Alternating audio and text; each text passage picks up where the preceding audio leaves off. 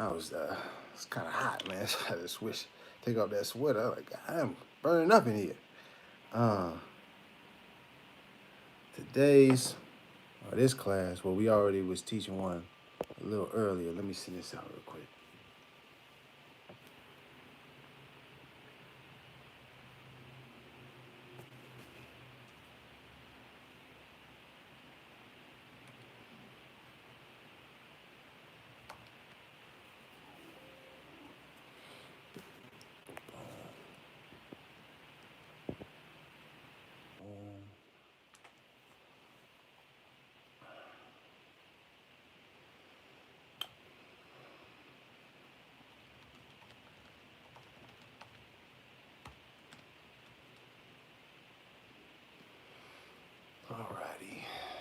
Alrighty, alrighty. Give it a second because we were supposed to start at 9:30, so let folks come on back in. And oh man, matter of fact, I'll play a song. I play a different song today.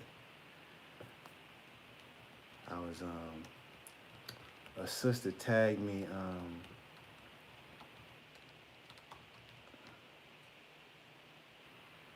I'll play the song first. Yeah. This sister tagged me. Boop.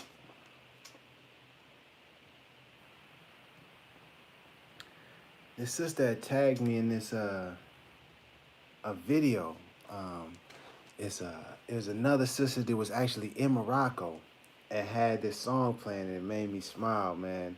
Especially because, well, I'll let you play. I'll hear the song and then you can go from there. I mean, for me, just give me some music, plane tickets, loving, and I'm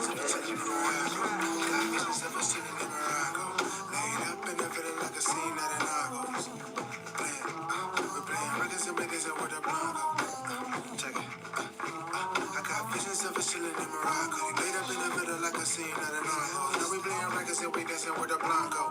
Before we eat tacos and grace. And the scars on my face. Tell a story of my past mistakes. Ain't no glory without pain when I'm strapped.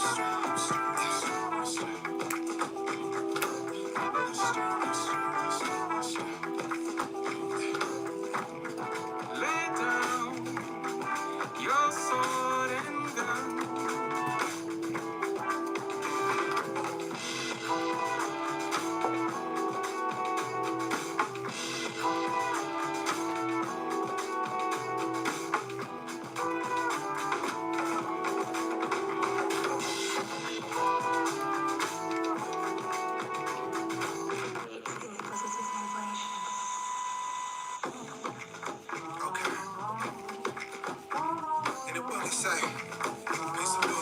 Turn the doors that do you wrong.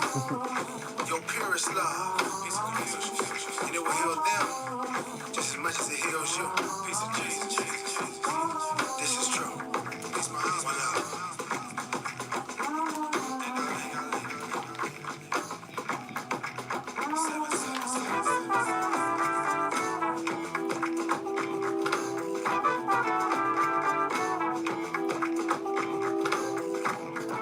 Lay down your sword and gun.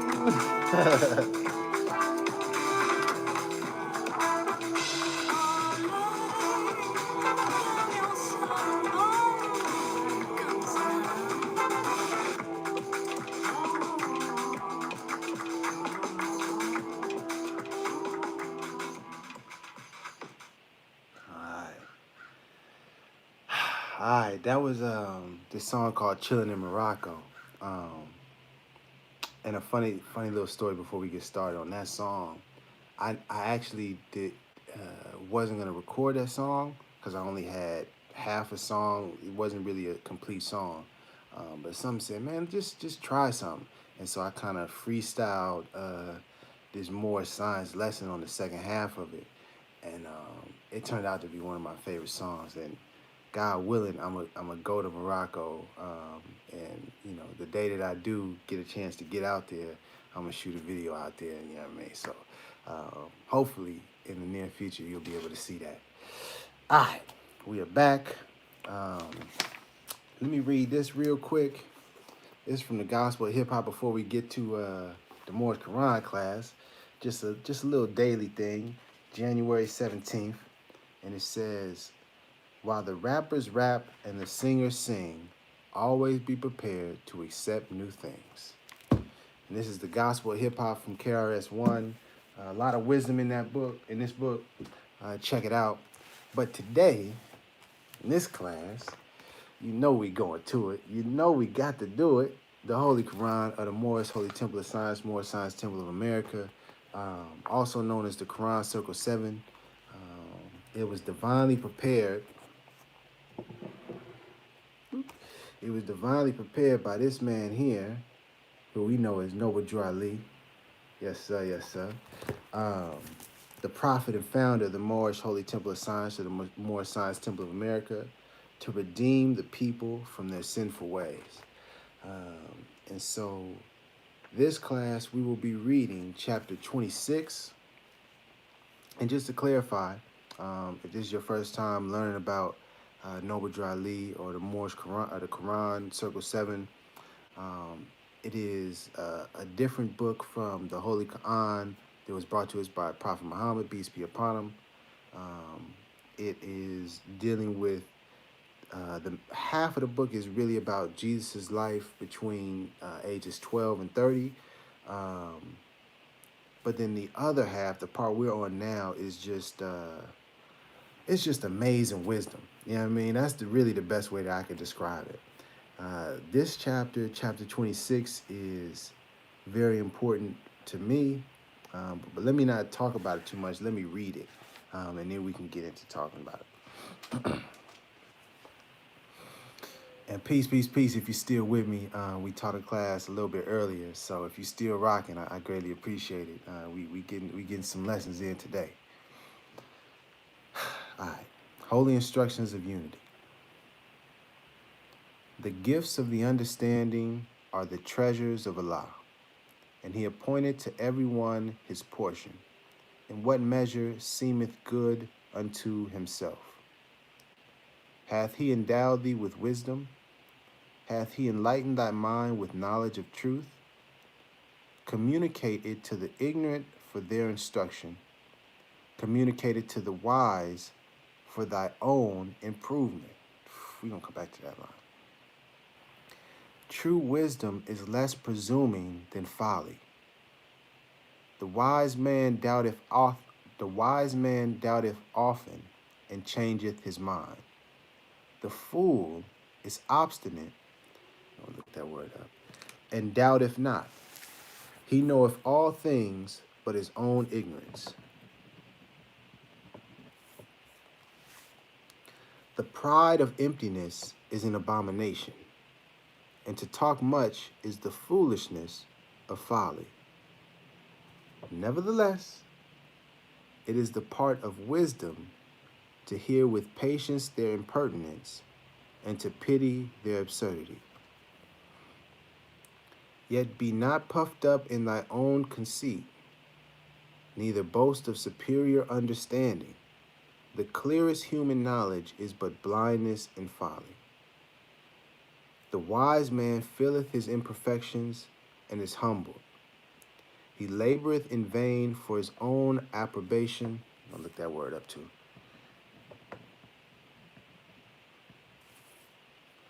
But the fool peepeth in the shadow stream of his own mind, and is pleased with the pebbles he seeth at the bottom. He bringeth them up and showeth them as pearls, and with the applause of his brethren delighteth himself. He boasteth of attainments in things that are of no worth. But where it is a shame to be ignorant, there he hath no understanding. That's a deep line, boy. Let me highlight that one right there, boy. Even in the path of wisdom, he toileth after folly, and shame and disappointment are the reward of his labor. But the wise man cultivates his mind with knowledge. The improvements of arts is his delight, and their utility to the public crowneth with honor. Nevertheless, the attainment of virtue he accounteth as the highest learning, and the science of happiness is the study of his life. Ooh, actually, one second.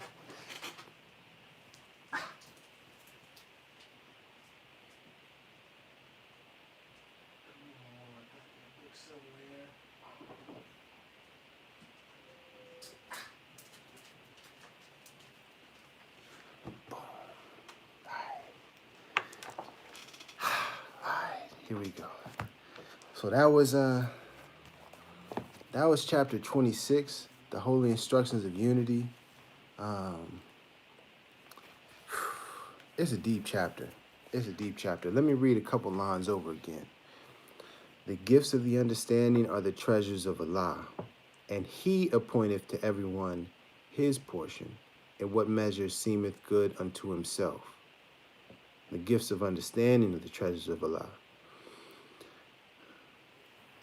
Hath he enlightened thy mind with the knowledge of truth, and endowed thee with wisdom?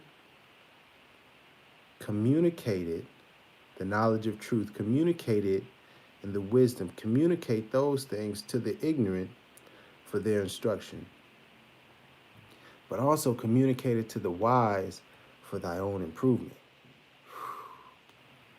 True wisdom is less presuming than folly. The wise man doubteth often and changeth his mind. The fool is obstinate. That's what I'm gonna read real quick.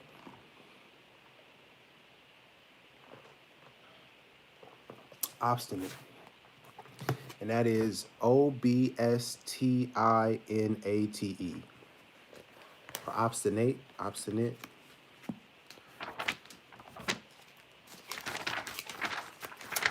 It's always good when we're studying to look up a word that you're unclear of or you're unsure about the meaning. And I've looked this word up a lot and I still don't have it all the way locked in. So that's why I'm looking it up now. Obscene, observe, obstipation, obstinate. Excuse me. Obstinate, adjective, stubbornly refusing to change one's opinion or chosen course of action, despite attempts to persuade one to do so. Very difficult to change or overcome. Stubbornly refusing to change one's opinion. It says, true wisdom is less presuming than folly. The wise man doubteth often and changeth his mind. The fool is obstinate and doubteth not.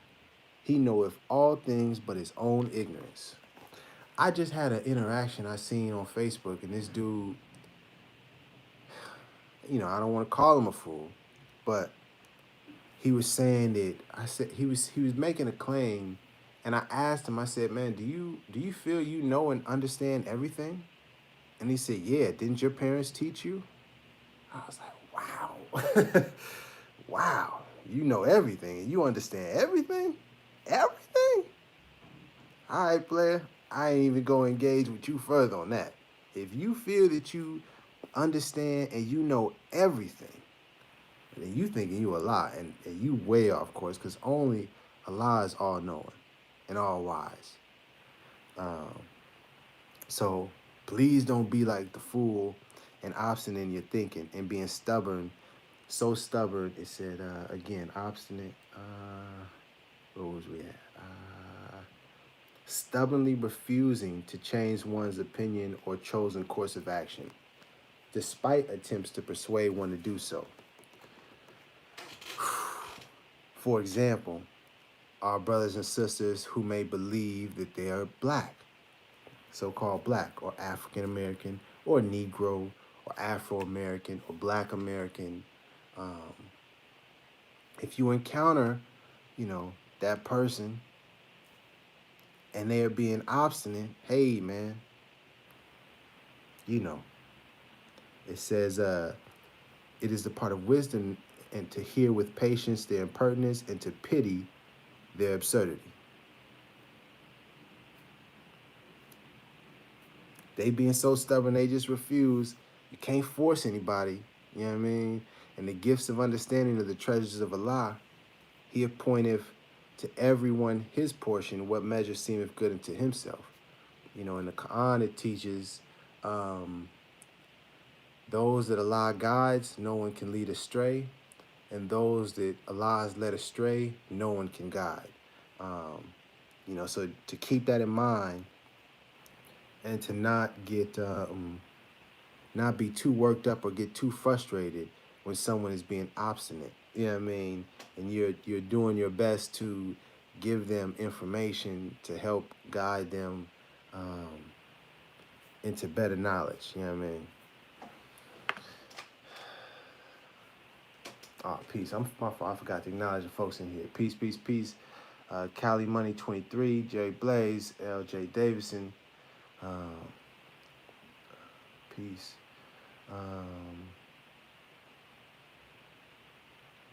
Salam. Habasha, say, Hotel, all of that. Peace, peace, peace. Um, uh, yeah, and peace, peace, Mars champion, peace. Yeah, this isn't you know, this isn't for everyone because some people, um, like it says in number 7, some people boast of attainments in things that are of no worth, but where it is a shame to be ignorant, there he have no understanding. Um, and I didn't ran into people like that, and I was once that. Um, you know, where it is a shame to be ignorant. I had no understanding. I remember being young. Great example. I was in high school and I was taking Spanish and learning Spanish, and I was really good. I was getting it. You know, I was able to speak and understand and read um, at a pretty decent level. You know what I mean? I was becoming, I wouldn't say fluent, but I was getting to that point. I was like, you know what I mean, almost there. And I passed Spanish 3 in high school, and I remember my counselor was like, "Well, you passed Spanish 3, so you know you're good for college. You know you won't have to take the foreign language." And I was like, "Good," you know what I mean? Cause I ain't gonna need Spanish. What I'm gonna need, I'm from America. I speak English. I don't need none of that. You know what I mean? Boy, was I a fool. Boy, was I a fool, man. I didn't even, I was so ignorant that I didn't even understand how shameful what I was saying was. You know what I mean? I had no understanding of my own ignorance.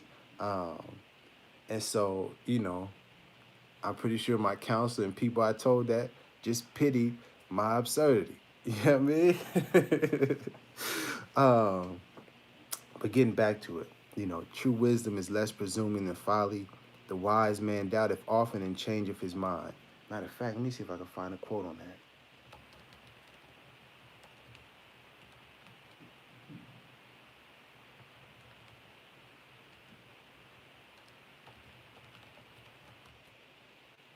See if I can pull it up. Let me see.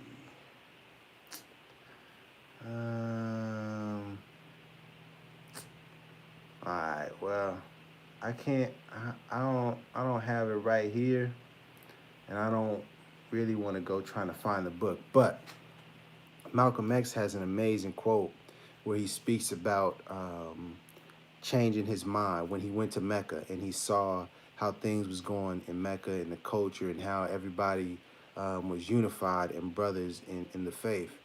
And he was saying that it was never hard for him to change his mind once he had new information. And once he found out, you know, new information, it was more accurate or more true, um, that corrected his thinking. He had no problem shifting his thoughts. So he no longer thought, you know, the quote unquote white man is the devil, because there in Mecca, he saw European people with the bluest of eyes and their hair was the blondest, and they were treating each other and people as brothers.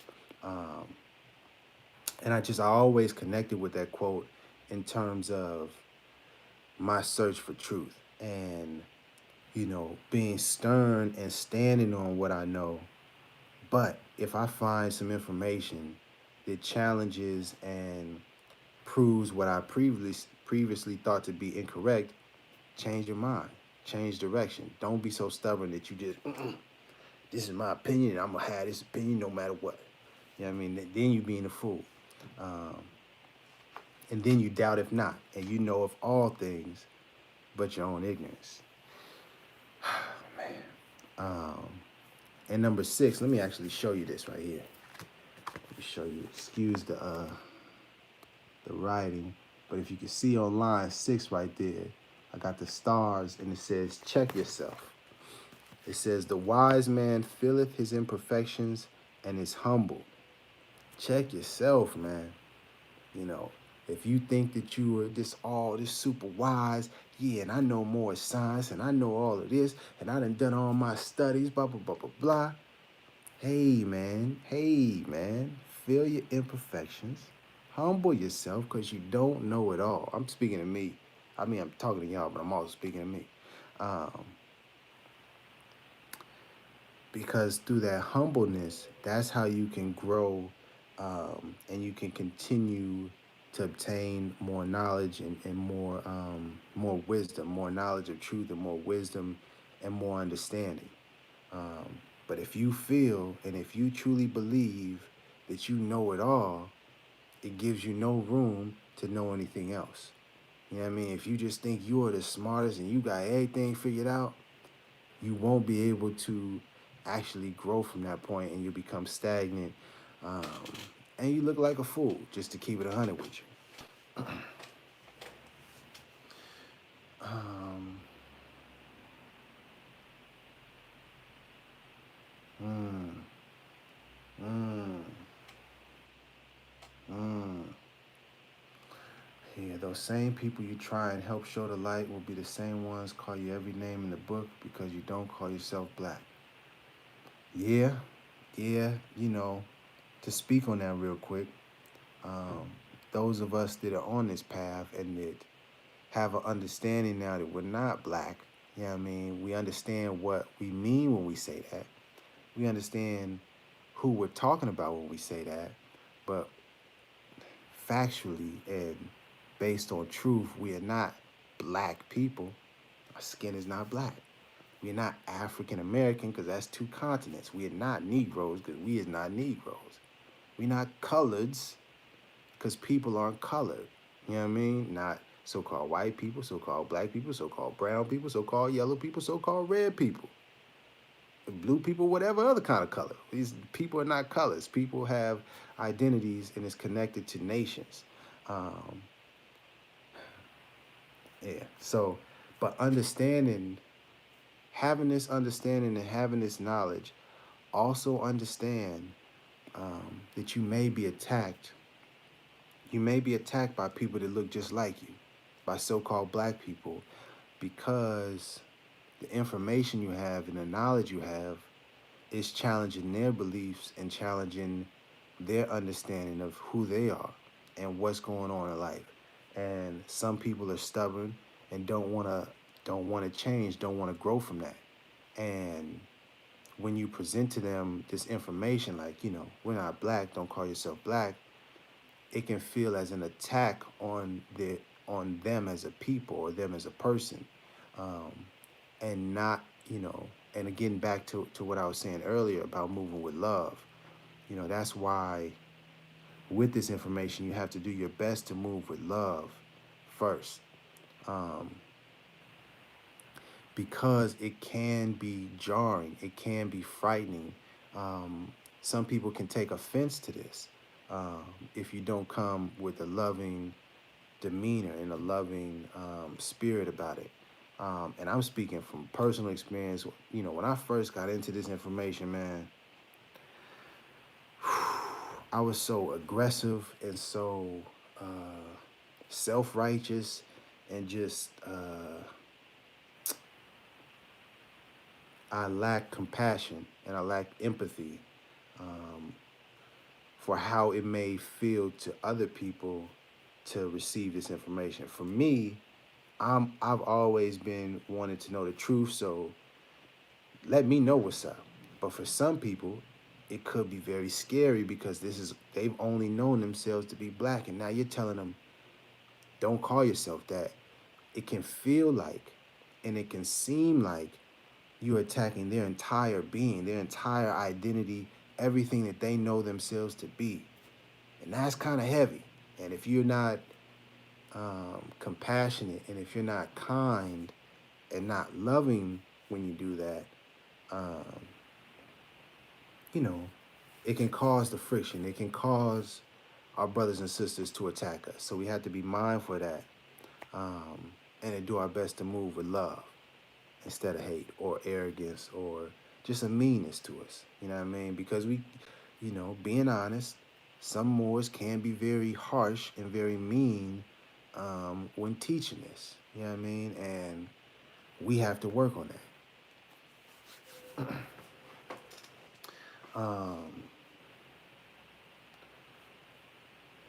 Yeah, I read the Quran thousands of times, and I always learn something new when I read it.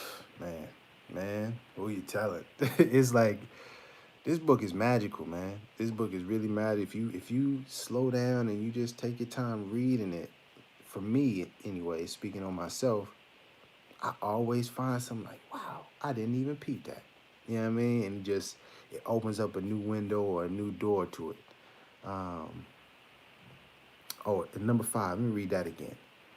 Yet be not puffed up in thy own conceit, neither boast of superior understanding. Don't be boasting about your superior understanding. Yeah, you may have some knowledge on some things, and you may understand certain things, but you still may be ignorant about a whole slew of other things.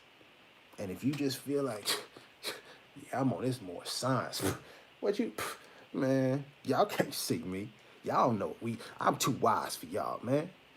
Well then you start becoming the ignorant person, the fool. You know what I mean? So we gotta keep ourselves in check, keep ourselves humble. Um, don't start boasting that you just know everything. You know what I mean? I know a little bit about a little bit. You know what I mean? I just know a little bit about a little bit. That's all. Just a little bit about a little bit. And I'm still learning. That's kind of the mindset that I have. And speaking on that, um, the last line it says, nevertheless, the attainment of virtue he accounteth as the highest learning. The science of happiness is the study of his life. And so, on that note, I went to grab this book here, and this is called The Alchemy of Happiness. Al Ghazali, circa 1100. And if you can see that brother up there, he got a big top, the big fans going. Let me read the back real quick. The Alchemy of Happiness is widely considered one of the key works of mystical Islam. From the pen of one of its greatest theologians. With its wise and warmly humanistic outlook, this powerful little book asks that you undertake self-examination in order to deepen your connection with God. The mystical poet Rumi, not to confuse with Rami, Rumi, who lived 100 years later, is said to have been greatly moved by Al-Ghazali, and in his own works paid particular homage to the master's powerful use of allegory. Al-Ghazali is also said to have influenced the development of Christianity in medieval Europe. Ooh. Hey. His were the leading works read by Christian thinkers, most notably Thomas Aquinas. Al-Ghazali, and his name is Abu Hamid Muhammad ibn Muhammad al-Ghazali, lived in Persia, modern-day Iran. One time for Iran out there. What's happening, Persians? In the 11th and 12th centuries. 11th and 12th centuries now. Understand, from 700 to 1492, it was Moors doing their thing with the knowledge all over the world. When you study history, come on now. He was a Muslim theologian, philosopher, jurist, and mystic, active during Islam's golden age of progressive inquiry and relatively enlightened rule. The golden age of Islam, the alchemy of happiness. Al Ghazali. Got to do your studies now. Got to do your studies now. Let me see if I could just pop open and see if I can find something.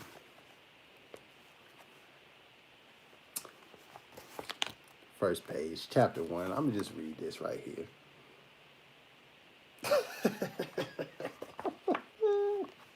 I forgot about this. The knowledge of self is the key to the knowledge of God. According to the saying, he who knows himself knows God.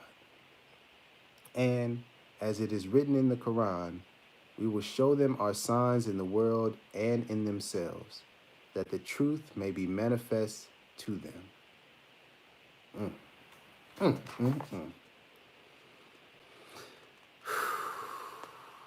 The first step, I'll read this last part. The first step to self-knowledge is to know that thou art composed of an outward shape, called the body, and an inwardly entity, called the heart or soul. We ain't even gonna get that. Come on now. Come on now. Come on now. Boy, one time for Al Ghazali. I know that was off. We supposed to be on chapter 26, but I had to bring that in. Just because he was talking about the science of happiness is the study of his life. And you got to study, study, study now. Got to study, study, study, man. Oh, man. All right, let me focus. Peace, Warlock Asylum. So many paradigms of knowledge out here to get on Mars Champion. Indeed. And if you can, I feel humbly when you can humble yourself and really seek the knowledge of truth and seek understanding and enlightenment and wisdom, you can start to see, and it says here, the wise man cultivates his mind with knowledge. When you start to cultivate your mind with all sorts of knowledge, you start to see the connections in all sorts of places between, you know what I mean, the teachings of Buddha, or my man Al Ghazali, the alchemy of happiness, and you can, it's so many strings and it connects all over the place. But you got to be humble. You got to check yourself. You can't just think. You cannot just believe that we only need to study this one book or only need to study the Quran. Oh, here we go, right there. Like you only have to study. You got to study everything. We're supposed to pursue knowledge from the cradle to the grave, as they say. So just always keep that in mind. Keep that in mind to keep cultivating the knowledge, cultivating your mind with knowledge. Oh man. Let me read this here. Prophet said they're good Moors. Yeah, he said, to your point, Jerry Blaze Bay, in the oral statements and prophecies, it was said that the prophet said that some of our best Moors are still in the church. And I believe that 1,000% because for me, I didn't grow up in the church. I didn't grow up studying the Bible. So there's a lot of lessons and a lot of wisdom and just the stories that I'm ignorant of. I don't know. You know what I mean? I didn't read the Bible like that. I still haven't completely read the Bible. I know I should. I know, my bad. But just being real. However, there's a lot of grandmas and aunties and uncles, you know what I mean, and elders that are in the church that know that Bible front to back, backwards and forwards. They pulling out verses for any occasion. They got a verse for you. And when humbly I feel those Moors, those people in the church, we can kind of, God willing, they can enlighten their mind with a little more knowledge of truth, you know what I mean? Such as the Quran Circle 7, I feel strongly that they will be some of the best teachers because they will have a fuller understanding and be able to communicate in ways and connect dots and pull from wisdom that I just don't have. The same with our Muslim brothers and sisters that have studied the Quran. You know what I mean? There's information and there's wisdom and teachings in the Quran that's in Arabic that I don't know. I'm still trying to study. And I feel when we can unite with our brothers and sisters, that are in um, you know, traditional Islam or more orthodox Islam, I feel that we will progress even further because there will be connections and there will be wisdom that's not in the Quran that Noble Drew Ali brought. Um, and that will, I think, will help unfold the wisdom that is in here. And that's also why, as Moorish Americans, we got to study the Quran too. That's why I know I'm getting to the end, and we said chapter 26, but on the very last page of the Quran, Circle 7, it says, "We are trying to uplift fallen humanity. Come and link yourselves with the family of nations. We honor all the true and divine prophets. We honor all the true and divine prophets. Not some, not just Drew Ali and Jesus, not just Drew Ali, Jesus, and Muhammad, but all the true and divine prophets." And in the Quran, it teaches that, as many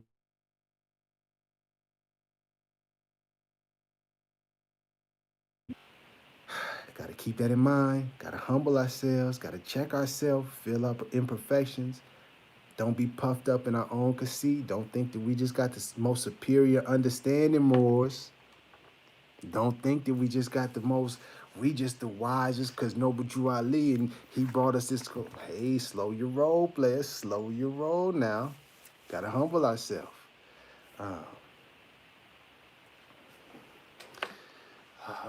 peace, Dorothy Holmes. So many distractions. I'm so happy to be on track. Hey, man, I'm happy for you to be on track, man. Allah's the best of planners. You know what I mean? And sometimes we had to be off track to really appreciate and be grateful to be, that we can be on track. You know what I mean? That's what I've learned is that sometimes you gotta you gotta experience the rain to appreciate the sunshine. Yeah, you know what I mean. um, let's see. Um, Mars champion. My mother, grandma raised me in the Christian church. The lessons match up. The spirit guides as well. Yeah, you know what I mean. And I recognize that more and more each day. I didn't grow up in the church, but my parents did. You know what I mean? And that's why they didn't force me in the church. Just a little bit on myself. They didn't force me into the church with my sister because my mom and dad, they said, we went to church 8 days a week. But basically, they was going to church all the time. Um, and what's interesting though is that I'll speak about, I may mention something that I learned from more science of the Quran, and my mom will hit me with a verse from the Bible that's like, dang, it just it just like levels up my understanding on something that was in here, and I'm just like, wow, okay. See that it just humbles me to know you cannot. Don't think you better than the Bible, or don't think that you don't have to study the Bible. Don't get that confused and think, oh, if they in the church, they in the wrong. Humble yourself. Humble yourself. You know what I mean? That's what I tell myself often, um, because true wisdom is less presuming than folly. The wise man doubteth often and changeth his mind. The fool is obstinate and doubteth nothing. He knows all things, but his own ignorance. You gotta really, that line is deep. The fool is obstinate, very difficult to change their opinion, and doubt if not, don't ever be doubting. What's the doubt for? I know what I know. And he know of everything. That boy know all them things, except for his own ignorance. Ain't that something?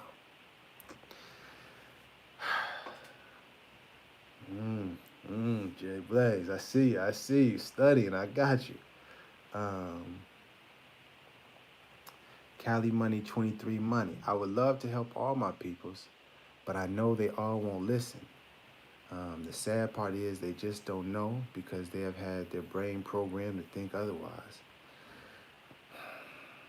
True. you know, something that I teach my children is to control what you can control, which is really yourself. You can't control other people. You can't force other people to understand, to learn, to accept this information, to you can't force anybody to do anything. You can control yourself though. And what I've learned is if you if you be the example that you wish for others to be, um, the people that are meant to understand and are meant to get this information, they will see you as an example, and that'll be enough to get them to do it. You know what I mean? You won't have to force anybody, and you won't have to beat people over the head with the information. That you don't have to be aggressive with it. You just simply be yourself. And even in this book, it shows that um, in one of the stories where Jesus is teaching. You know what I mean? He had this function teaching, and after he's done teaching, it talks about how some of the people was like, "Oh man, he's a wise dude," and then some people was like, "Oh man, that dude is crazy," and then some people was like, "I think he is of the devil." He's speaking like blasphemy. What I mean, he down with the devil. He's some evil. You know what I mean? So we gonna stay away from him. But the most important part of that to me was that Jesus didn't care about none of that. He just continued on his way. He just kept on doing what he was supposed to be doing. Um, and I feel that was a lesson for ourselves to not get caught up in our brothers and sisters that believe they're black or believe they're white. You know what I mean? For that matter. Um, Provide the information, teach the people, and continue on your path. Those that are supposed to be, they're supposed to get this gift of understanding from a lot, they'll get it. And those that won't,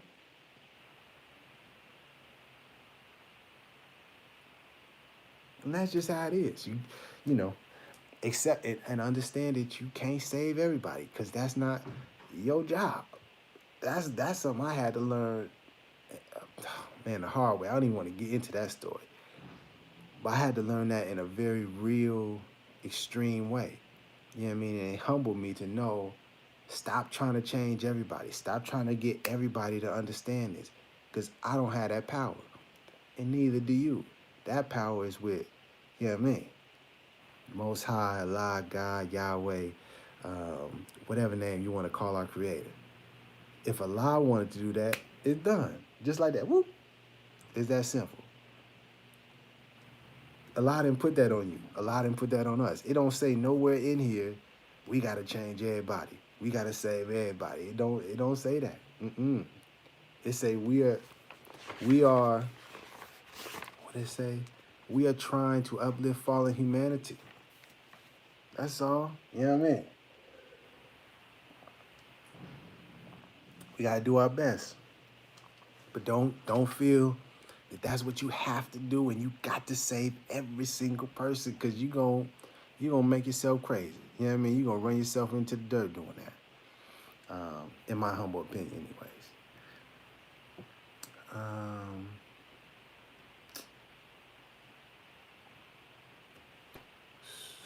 I wanna just let me check this chapter one more time and make sure I didn't forget. Oh shoot, I didn't look up approbation. Where's that line at?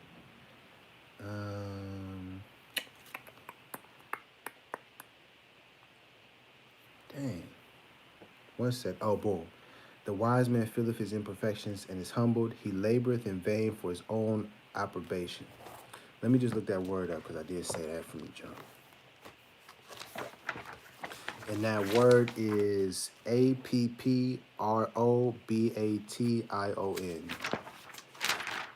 And just again, when you're studying, whether it's the Quran or anything you're studying, if you come across a word that you don't know, or you come across a person that you don't know, like Al Ghazali or Rumi or Thomas Aquinas, or what was the other thing that it said?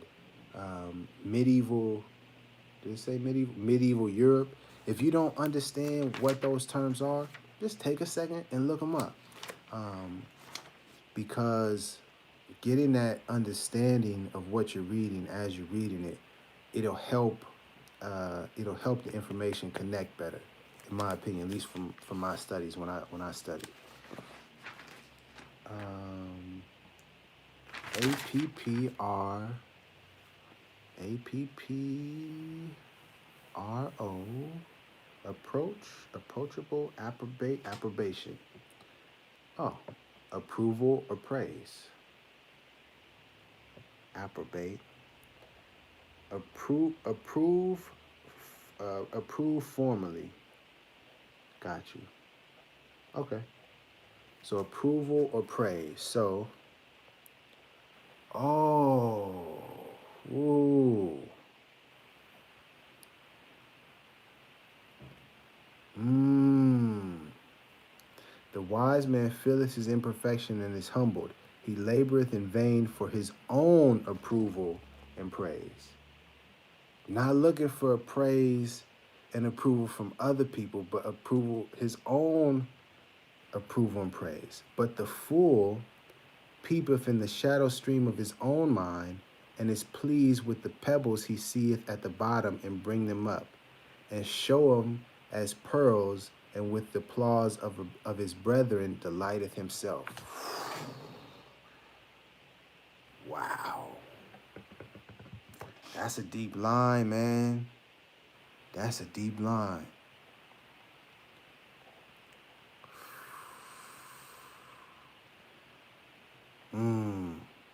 I gotta sit with that one, boy. Oh man, the pebbles, the fool that gets sees the pebbles and showeth them off as pearls. The fool that peeps the pebbles, boom, which seeth at the bottom, the shadow stream, he peeps the pebbles at the bottoms, and he shows the pebbles off as pearls, and with the applause of his brethren delighteth himself.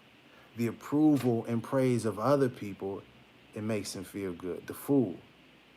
Because he thinking these pebbles is actually pearls. What? Golly. But the wise man feeleth the imperfections, and laboreth in vain for his own approval. Not working to get the approval of other people, but your own approval. You labor, you work hard for your own approval.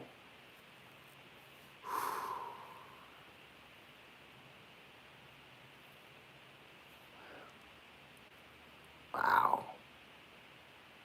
The wise man cultivates his mind with knowledge. The improvement of arts is his delight. Oh, man.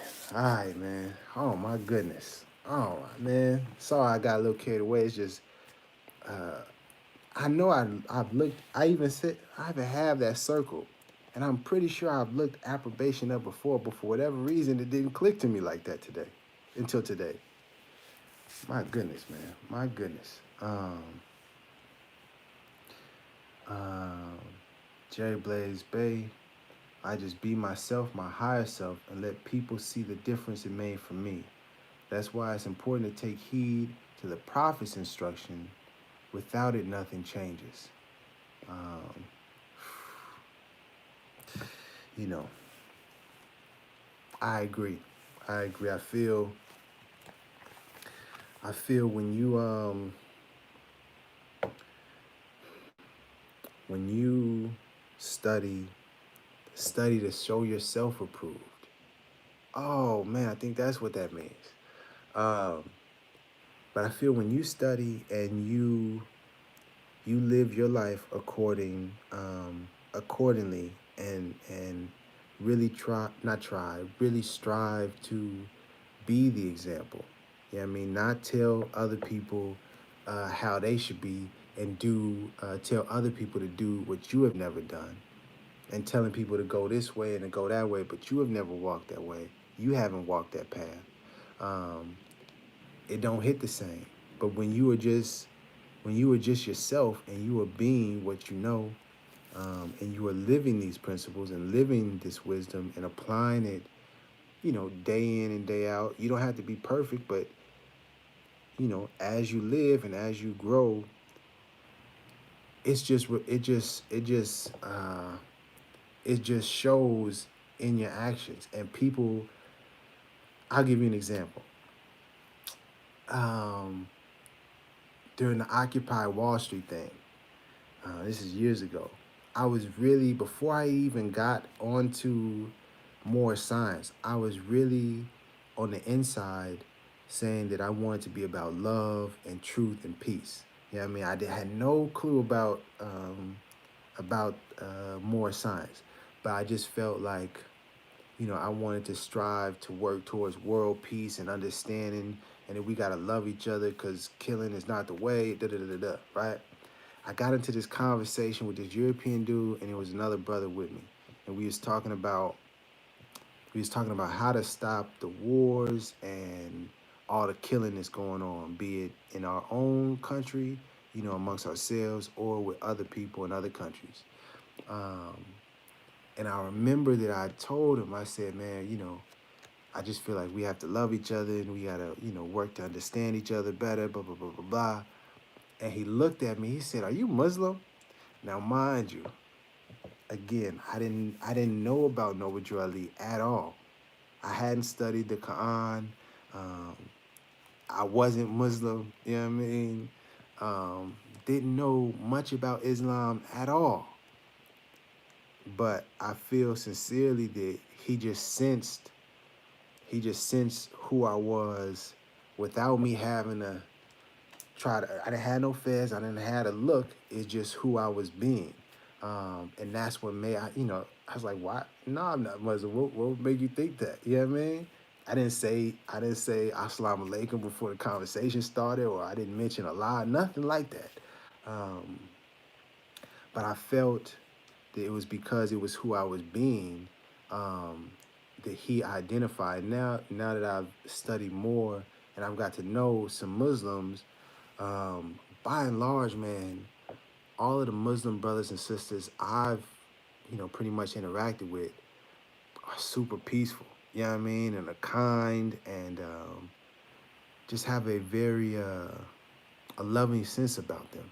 If you really speak to them and get to know people, and I feel like that's what he sensed. And moving forward, um, I feel like when you really live by the principles of love, true peace, freedom, and justice, when we are living by the example of loving instead of hating, um, it don't matter if you had affairs or not. You know what I mean? It don't matter if you hitting people with the Islam and telling people that you're more, and you don't have to do any of that. Just you being yourself. Um, it gives off a different energy. It gives off a different vibration, that people will pick up if you're sincere, if you're genuine.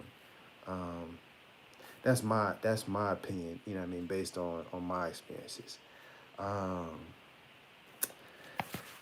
all right, so that was uh that was chapter 26, Holy Instructions of Unity.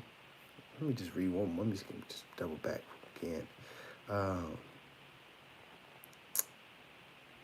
if I could close out with one more thing, man, just the wise man doubteth often and changeth his mind. You know what I mean? So if you feel that you're wise, be open to changing your mind. Be open to accepting new information, new knowledge, um, and if it is something that conflicts with what you previously believed, and you know this new information to be true, be okay with making a change, making an adjustment. You know what I mean? That at one time you thought it was this. Hey, but I was incorrect. At one time I thought we was really black people. I did. I thought that. I believed that. I talked like that. I walked like that. Then I found out this dude Noble Dry Lee. And he was explaining we're not black or colored or Negroes. We're Moors. You know what I mean? We're Asiatics of the Americas. We're descendants of Moroccans and born in America. Moorish American, you know what I mean, to be exact. And then I I didn't just believe it. Because that's the other thing it teaches in here. Don't just believe what someone says. Because if you just believe in what people tell you, you don't really know. You just going off of what they told you. So verify it for yourself. Look it up for yourself. See, oh wait, okay. There is a thing more. Okay, wow, they really was. Yeah, this is correct. This is accurate. And then once you have gone through it and you get the approval, you know what I mean? What was the word? Um, uh, for his own approbation. You know what I mean? When you get your own approbation and you prove it to yourself, then stand on that and move in that direction. Um, yeah. That's all I have for the Quran. Is there any more questions while we're here? Did anybody have, whether it was on chapter 26 or just Moors in general, Moor science in general? Um, I know there's a lot going on in this world right now. I know that for sure. Um, yeah, it's a lot going on in this world on so many levels that it's a bit overwhelming. Um, my humble suggestion is to make sure that you get um, some food that you can stock up in your house if you can. For some months if possible, just to be prepared. Get you some kind of emergency equipment. I'm here in California, so if you can get an earthquake backpack, with all the first aid and different things you would need for a big earthquake, um, or just any sort of you know natural disaster, some sort of emergency bag that has supplies that you would need to survive in case some things just go all the way left, because we are in some interesting times. You know what I mean? That's the best way I can say it right now. We are in some interesting times. Um,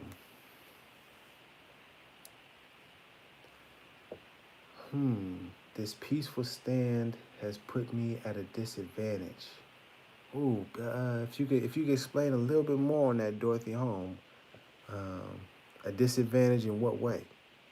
That's an interesting perspective. I'm not quite sure what you mean. If you could explain a little bit more on that, I'm interested to know. Um, yeah.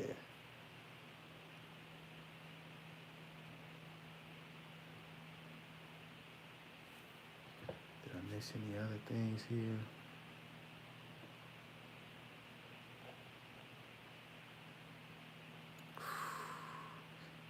Catholic school, 1 through 12 high school. Sheesh. It seems a lot of us went through. I was in Catholic school for part of elementary, and I went to private Catholic college. Yeah, throughout life in general. Um, but I mean, Dorothy, in terms of why do you say it's a disadvantage, the peaceful stand? Ah, I've been run over. Gotcha. Um, you know, man, it's funny because oftentimes I find myself going back to Jesus as an example, and I know that for some people that came out of the church or came out of that Christian mindset, if you hear people talking about Jesus, like, oh, here we go again. They trying to get us back on Jesus. But just hear me out. Just hear me out now. Just hear me out. Um, to look to Jesus is just an example. You know what I mean? Don't get caught up in trying to worship Jesus, but really just think of his life as an example. Um, and my man Jesus was going through it, man. My man Jesus had some trials and tribulations. There's a lot of people that was doing him dirty. You know what I mean? Um, but he still stuck on the path. It wasn't like all of a sudden Jesus got, you know what I mean? He just said, you know what, man, F all y'all, get out of here. You know what I mean? I know some of y'all finna turn on me. You don't deserve no food. Get out. I ain't rocking with none of y'all. I'm not, just bounce, get up, you know what I mean? Like, even though he was going through those things, he still stuck to the path. He still was doing what he had to do. Um, and I say that to say, you will, on this path, at least from my experience, on this path of righteousness, of loving instead of hating, of standing on love, truth, peace, freedom, and justice, you will encounter people that do you wrong, or that try, and some actually may harm you, whether it's physically, emotionally, mentally, spiritually. You're gonna have you're gonna have those attacks, and you're gonna have that happen, and it's part of the journey. At least from my experience, it's part of the journey. Um, Actually, I got something for you. One second. It says here. Um, Hold on one second. Here we go. This is chapter 1. Perfected man must pass through all the ways of life, and so a carnal was full manifest, a nature that sprang forth from fleshy things. For without a foe, a soldier never knows his strength, and thought must be developed by the exercise of strength. And so this carnal nature soon became a foe that man must fight, that he might be the strength of Allah made manifest. Come on now. And then a little bit further down it says, when man has conquered carnal things, this garb of flesh will then have served its purpose well, and it will fall and be no more. Then he will stand, or she will stand, untrammeled on the plane of soul, where he must, or she must, complete his or her victories. And unnumbered foes will stand before man on the plane of soul, and there he must overcome them every one. So understand it. We gonna have foes, and we gonna have challenges in this plane of flesh, in the physical, and you're not gonna understand your true strength, you know what I mean, and really and truly the Allah within you, until you go against that, and you have to exercise that strength. But then understand, once you overcome these battles on the physical, we got to move to the plane of soul, and it's going to be some more battles there, some more foes that's challenging you on the plane of soul. And understand, you're going to have to battle and overcome every one of them. However, let me add this on here. Because this is the key. It says, hope will ever be his beacon light. There is no failure for the human soul, for Allah is leading on, and victory is sure. Come on now, somebody talk to me. Can I get an Islam out there? Somebody talk to me now. Somebody talk to me. We got to understand that we are going to go through some challenges, and we're going to have to fight some foes, be it physical or on the plane of soul. Ooh, that ride a little bit. But don't get discouraged. My main point is, don't be discouraged, to remain hopeful, keep the faith, trust in Allah, because victory is sure. Victory is certain. It is absolutely 1,000% positively a matter of fact. We will win. It's not an if.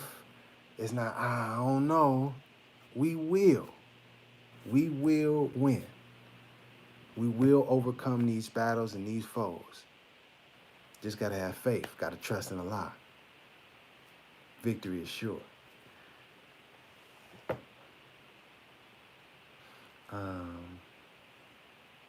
Let's see. Okay. Oh, man. Boom. Yeah. Let them know, and then I can bloop that out as well. And I'll just read these real quick as well.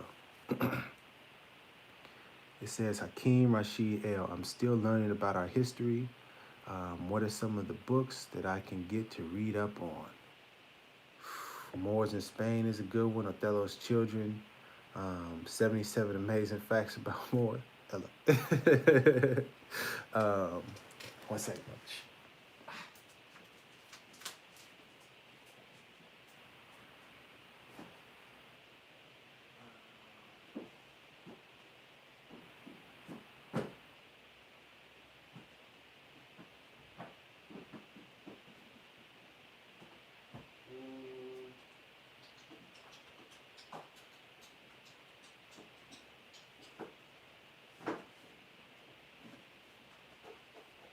Right there, right there.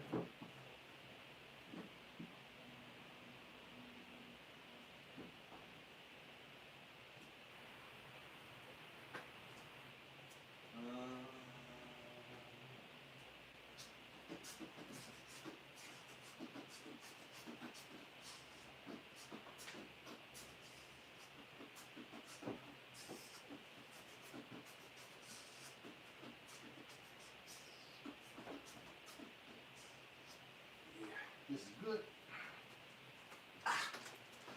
I appreciate the question. What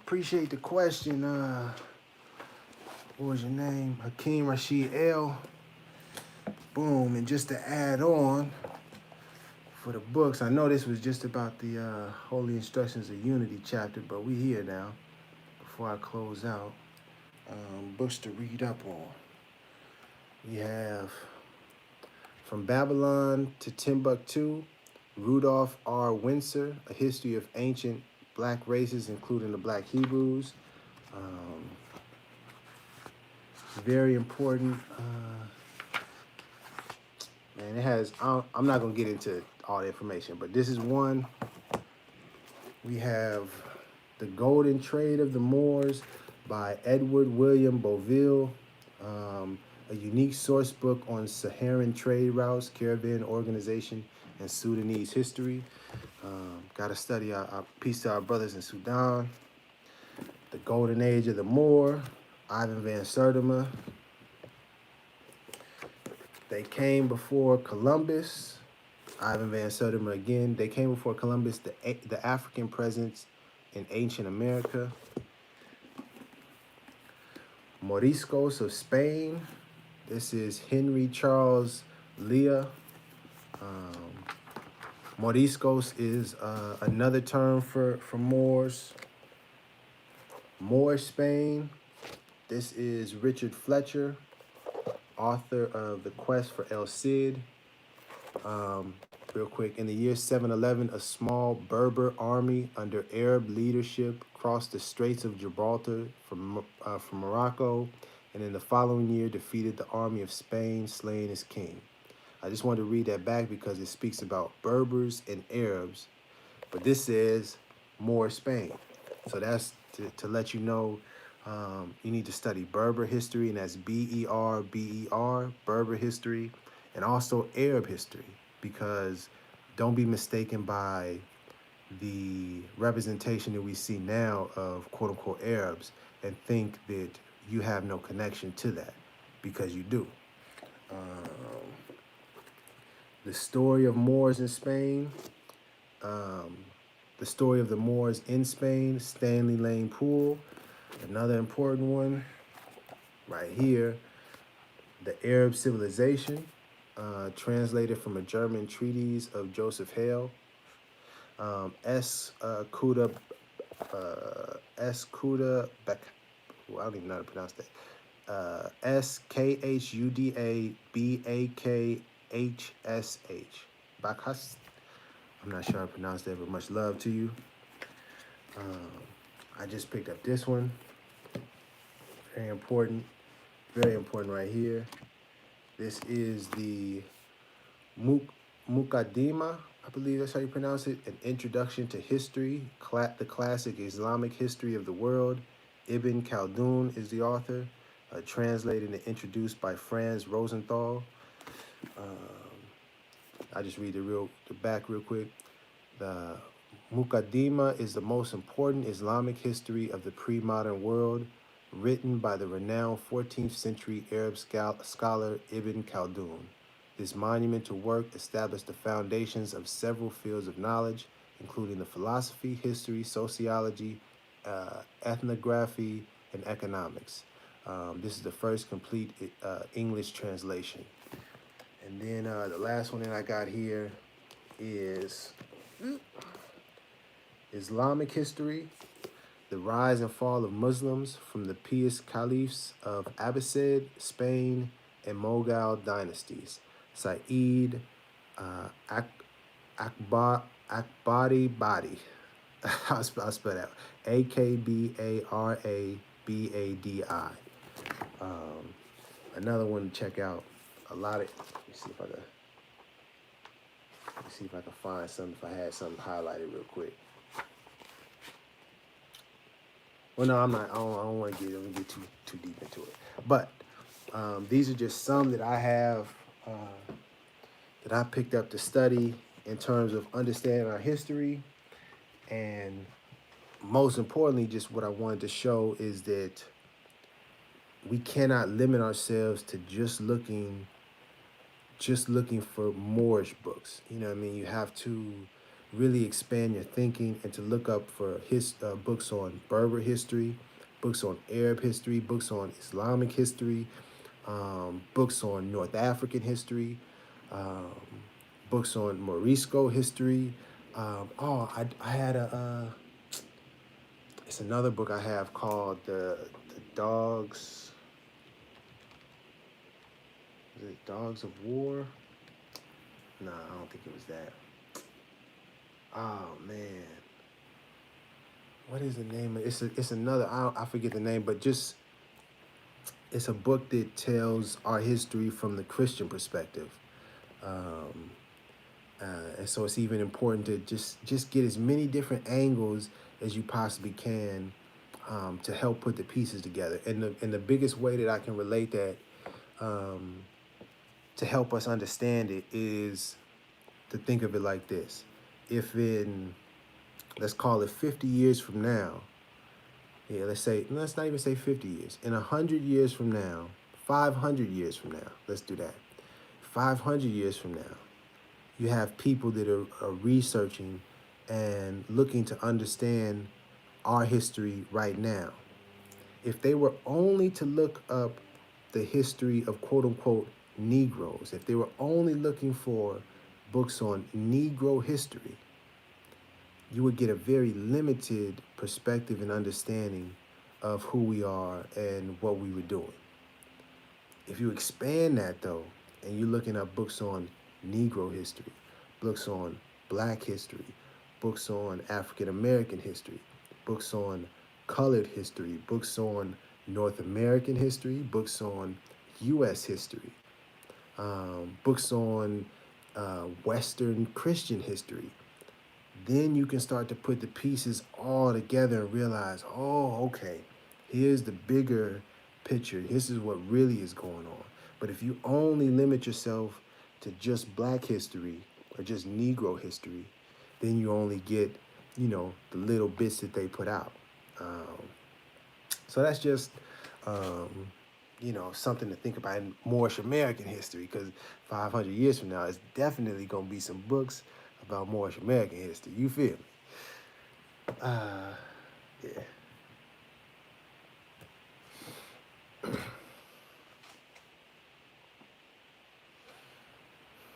Hmm. Yeah.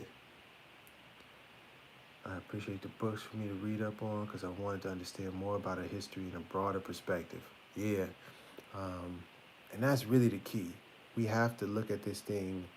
I heard Pharrell say we got to zoom out. Sometimes we be too zoomed in and too focused in on just a little bit. You got to zoom out and get the larger picture, and then you could really see, the painting, the beautiful painting, for what it is, and really get an understanding of just how amazing um, our history is, and you know, just everyone's history. Because when you do that, when you start to zoom out, you start to see the connections in Filipino or Bangsamoro, our history there. You know what I mean? You start to see our history in South America. You start to see our history in China, in Japan. You start to see in South Africa, in South India. Um, you see it in ancient lands such as Atlantis and Lemuria and um, Easter Island, and you start to understand, oh my goodness, man, we really have been all around this place. You know what I mean? In Palestine and in Canaan and in Moab. Um, so it's a lot to study. You know what I mean? It's a lot. It's a lot to study. Don't get too. I mean, it's important to look up Moors, but understand it's really much bigger than that. And the more, you know, this identity of Moors or us being Moors, Moorish American, is really just connecting us back to the amazing legacy and lineage of us as people, as human beings. Um, and so don't get caught up in thinking that you only are looking into Moorish history, because when you're looking into our history, you're truly looking at the history of civilization. Yeah, that's the best way I think I can say it. All right, so, man, I didn't realize we was going so far. I didn't mean to teach for this long, but I appreciate you guys being tapped in. I appreciate I appreciate the questions and the wisdom that was dropped in the chat. Much love to everybody that was in here today, and in the last and next week. Next week we back on track. We are. We will be. Ooh, next week is the holy unity of the rich and the poor. Talk about it now. That's a now that's one. That's one that we're gonna get into, um, because it'll really change your perspective on a lot of things.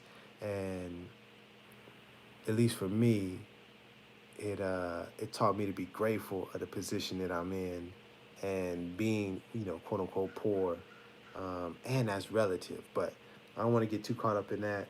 Um, thank you, thank you for tapping in.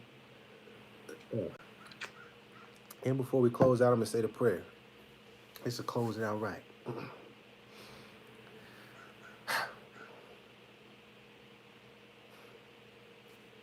Allah, the Father of the universe, the Mother of love, truth, peace, freedom, and justice.